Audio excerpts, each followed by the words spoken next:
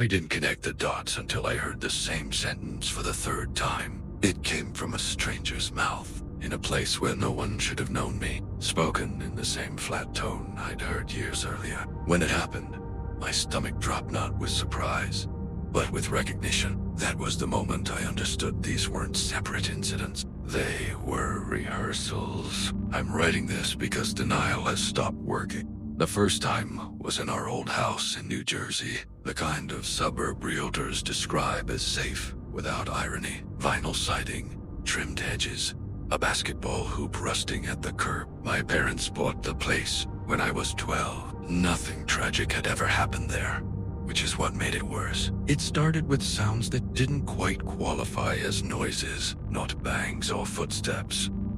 Patterns. Every night, around 2:17 a.m., something in the house shifted, a soft drag, like furniture being adjusted an inch at a time. At first, I blamed pipes, then then my father, who had insomnia and wandered, but my dad swore it wasn't him. He was defensive about it, in a way that felt rehearsed. Old houses breathe.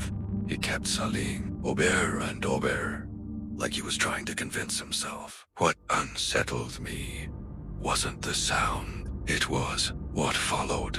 Some mornings, objects had been rotated, knots moved, turned, picture frames angled slightly toward the hallway, chairs facing inward, like they'd been pulled into a conversation overnight. Once, every shoe by the front door was pointing heel out, toe in. My mom noticed too. She started labeling cabinets with sticky notes, cups, plates, as if clarity would keep things where they belong. The first time I heard the voice, I was awake. I was lying in bed, staring at the glow-in-the-dark stars still stuck to my ceiling from childhood, when someone whispered from the hallway, "You left the light on."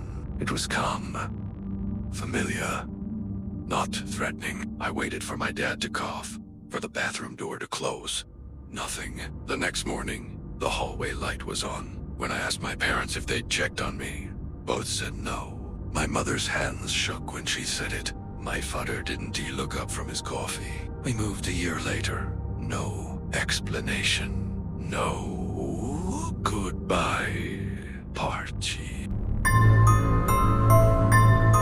The second time was years later, after college, driving west through Nebraska. Long road, flat sky, the kind of trip where your thoughts get loud because there's nothing to interrupt them.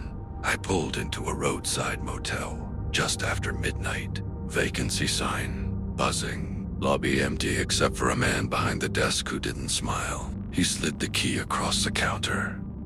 Without asking for a "Room's ready," he said, like he'd been expecting me. The room smelled like old carpet and lemon cleaner. I dropped my bag and lay on the bed, fully clothed, staring at the ceiling fan as it wobbled through its rotation. Around 2 a.m., there was a knock, not loud, careful. I didn't answer. I watched the shadow under the door shift, someone leaning closer, then a voice, low and patient.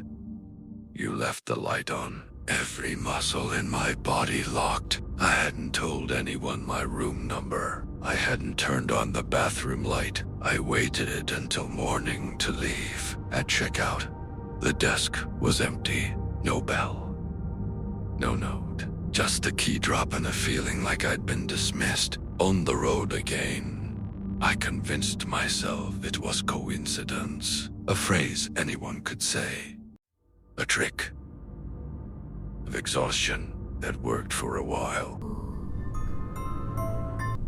The third time, I was alone. I'd gone hiking in northern Arizona, trying to reset after my mother died. Grief does strange things to your sense of company. You crave silence, then panic when you get it. I set up camp before dusk. No service, no nearby trails, just red dirt and wind through scrub trees. That night, I woke to the sound of breathing, slow, measured, too close. I stayed still, counting my own breaths, waiting for it to stop. It didn't. Then, from just beyond the thin wall of the tent, someone said, almost kindly, "You left the light on. Primera. Escreamed." The sound tore out of me. Before I could stop it, I unzipped the tent and shined my flashlight into the dark. Nothing. No footprints. No movement. Just the desert. Vast and empty. Pretending it hadn't been listening, I didn't sleep again. It took weeks before I started looking for patterns. Not online. Not in news articles. In my own history. My grandfather died in a house fire before I was born. Electrical issue. That's what the report said. My mother used to tell me he was meticulous about turning lights off. When I found her old journals, after the funeral, one entry stopped me cold. The house feels crowded at night. Someone keeps fixing things that aren't broken. Dad says, "It's nothing." He says, "I left the light on." Some words. Different decade. I realized then this thing, whatever it is, doesn't follow people. It follows households, bloodlines, shared walls. It waits until routines settle, until everyone agrees what normal sounds like. Then it practices. I don't know what it wants. Attention, maybe. Permission, or just acknowledgement that it was here first. I live alone now. No family photos. No overnight guests. I keep the lights off, even in the dark. Even when I trip over furniture I swear wasn't there yesterday. Last night, I heard the familiar shift. 2:17 a.m. my chair scraping. Careful not to wake me. I didn't check, because this morning, every light in my apartment was off, except one in the hallway, waiting.